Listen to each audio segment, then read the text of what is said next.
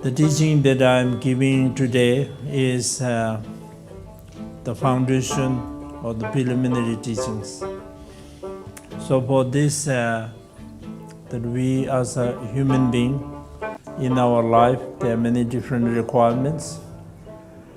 But the most important thing is the spiritual practice through which one can accomplish the peace and happiness in this life, and also in the future lives. And so therefore, the spiritual practice is very important. The reason is that because the Buddha's teaching says that all sentient beings, not only the human beings, but every sentient being possess the Buddha nature. In a sense that everyone has the seed of the Buddha, so that everyone, if you meet with the right methods, then one can accomplish the Buddhahood. So everyone is equal. I feel that Buddha is the first one who gave the equal rights not only to human beings, but every sentient beings, because every sentient being possesses the Buddha nature. So everyone has the chance. But at the moment, we do not realize this. Instead of seeing the Buddha nature, instead of seeing the true nature of the mind, that we are covered with the obscurations, the obscuration of the defilements and the obscuration of the knowledge.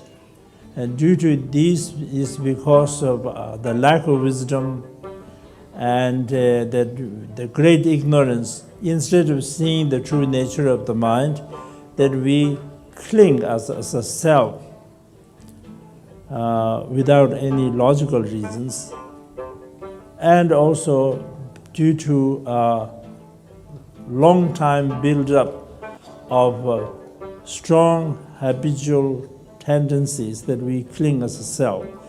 And when you cling as a self, then naturally there's others. So when you have the self and the others, then there's attachment to one's own side and anger to the others and ignorance in general. So these are the three main defilements. And then from these arises the pride and jealousy,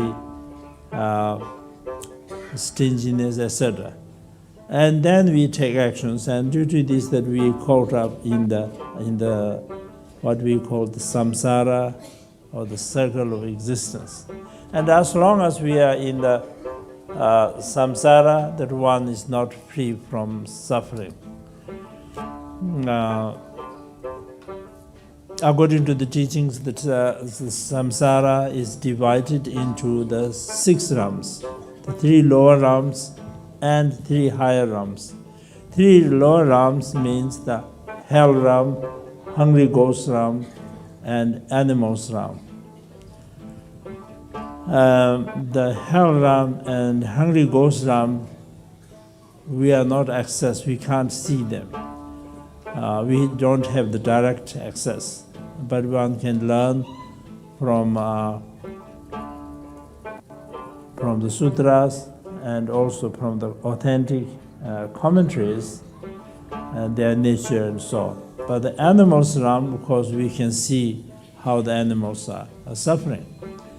And then in the 3 higher realms are the human realm and the demigods realm and the gods realm. And in these, seemingly, that it seems to be like the mixture of happiness and suffering.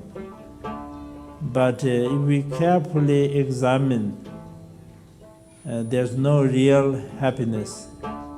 Only when you compare with the great suffering, it appears to lack happiness. But if we carefully think, Even the happiness that we consider as happiness, also in the reality, is another kind of suffering. So generally also, I mean, as we as a human being in our human life, we have the four major sufferings. Everyone that have to go through, that is like the suffering of birth, suffering of old age, suffering of